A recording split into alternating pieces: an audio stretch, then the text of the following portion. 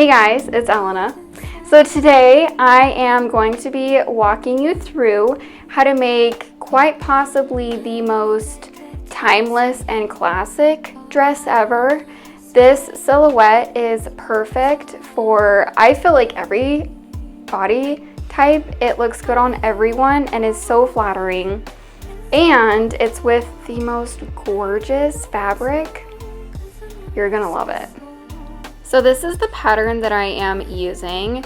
I'm not gonna focus too much on it because I'm only using the bodice, but I got this beautiful fabric from Joann's. I got 3 yards, and that's the perfect amount of fabric for me to be able to cut out a bodice front, 2 bodice back pieces, 4 pocket pieces, 1 nice waistband sash thing, and then also a skirt front and a skirt back, as well as enough facing to finish off the neck raw edge of my bodice.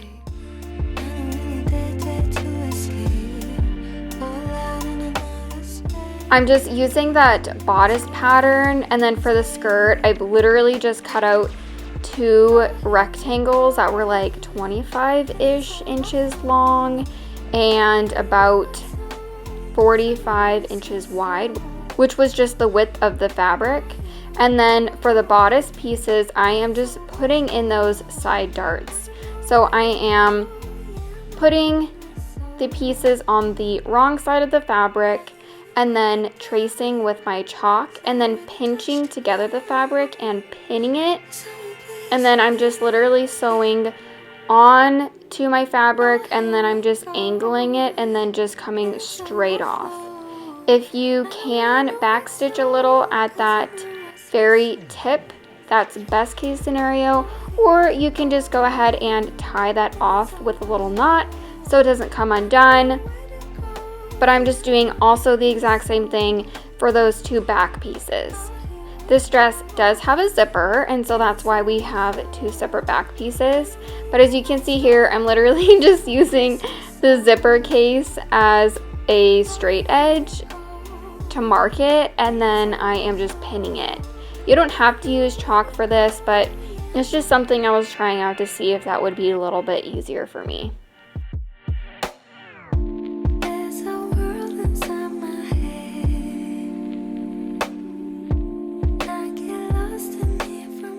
You can see there, I literally had run out of bobbin thread at the perfect moment for once. I tend to run out of bobbin thread at like the worst possible time, so that one was okay. But once you have done all the darts for the front of your bodice piece and the back pieces, you can put them right sides together and then pin and sew along all of your shoulder seams and then also the side seams.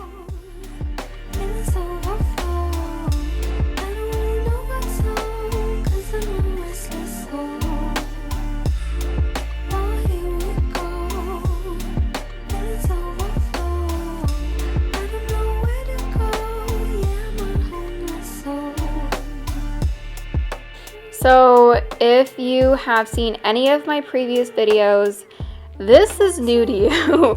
I have never owned a serger before, but I just got one recently. I highly recommend this one. I got it from Amazon and it's pretty good. I haven't used it a ton so far. I'm fairly new to sergers, but I decided I wanted to serge all of my raw edges on this project. And so I'm just serging all the raw edges for my bodice pieces before I put in my sleeves, which is what I'm sewing next. So I cut out sleeves for this, and I am sewing along the, I don't even know what you call that, armpit, bicep seam. And then I am doing a long basting stitch at the shoulder, or the curve. And then I am just pulling it to add a tiny bit of a gather or puff at the shoulder, and that way I have some room to ease it in once I go to pin it in, which is what I'm doing here. So I find the best way to do this is to match up and nest those 2 seams. So the side seam of the bodice and then that bottom bicep seam on your sleeve. And then I match up that, and then I go up both sides, and then I do the top of the shoulder very last. If I need to add any more gather, then I can do that then, and then also make sure that that little gathering puff is centered and actually is at the top of your shoulder. And then once you have it pinned, you can just finish sewing that together. And then to finish the bodice, we are going to be doing a facing around that raw edge. So I'm just sewing together the 3 different facing pieces that I have, which is that front facing and then 2 back side facing pieces. And as you can see here, I'm using a different sewing machine. I actually recently just got a new sewing machine as well. It's my birthday coming up, and I decided to treat myself. I will probably go into the history of my old sewing machine one day, but I've had that thing for a very, very long time, and it is probably 30 or 40 years old, and I love it. It works great, but I really was ready for an upgrade. So this thing has been working miracles. Foth, if you want to give me a sponsor, that'd be actually a dream come true. But I am just going and sewing my facing right sides together to my neck, and then I am seeing what it looks like flipped over and seeing that those edges are all lining up. And then this is the time where I am going and serging that facing edge as well.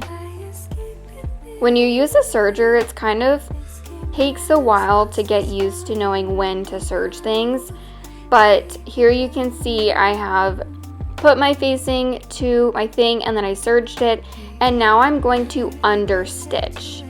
So I'm going to stitch the seam allowance to the facing very, very close to that seam. And you can see there, it looks really nice, and it helps it lay much more flat when I flip it over, and helps prevent you from needing to do a top stitch, which a top stitch on your neck is not the worst in the world. I think you can make it look really nice, but if you don't have to do it, that's kind of best case scenario. So with a really good iron and a really good understitch, you can avoid a top stitch. And then you're pretty much done with the bodice, and you can move on to the skirt portion. So this has pockets, obviously. I am sewing the right sides of the pockets to each skirt panel. So I have one front panel that gets 2 pocket fronts, and then I have a back left panel and a back right panel, and I'm just pretty much doing the same exact process with those pockets pieces as well.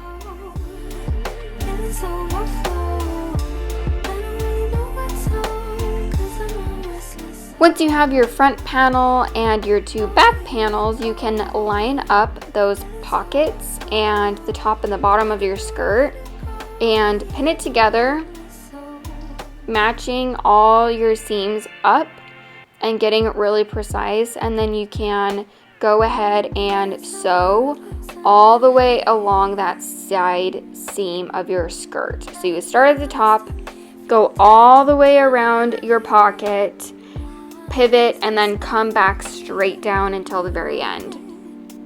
It's really important that you do a pivot.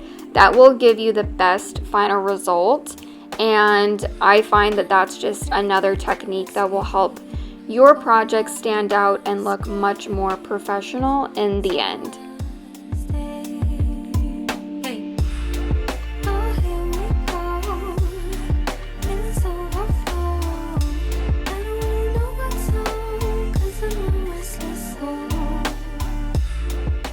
Here is that pivoted corner. It's like a literal perfect 90-degree angle. I was thoroughly impressed, but also that sewing machine made it super easy. And then here I am just serging around that skirt and pocket. Doing those curves was a little bit tough, but it wasn't anything I couldn't handle. Once I have the pockets all done, it's time to move on to the gather of the skirt. So I have a gathering tutorial actually, but long story short, you want 2 long basting stitches at the top of whatever it is that you're gathering. 2 basting stitches are definitely better than 1, and I highly recommend. And once you have both of those, then you can go ahead and pull on those strings, the top strings, and start gathering and bunching your fabric.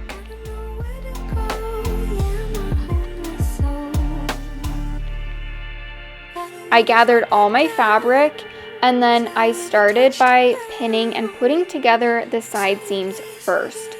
So I matched up my bodice side seam, and then I matched up the side seams of my skirt. And then once you do that, you can adjust the gather to make sure that everything is sitting nice and evenly. And this part is really important. Make sure you take your time and really get things as straight as possible, and use plenty of pins. I realized that I put like way too many pins because I literally had to stop like every 3 seconds. It was a little bit of a pain, but I got a super straight stitch, so I guess it was worth it, right? You gotta do what you gotta do. And this is the final result. And there it is, looking good.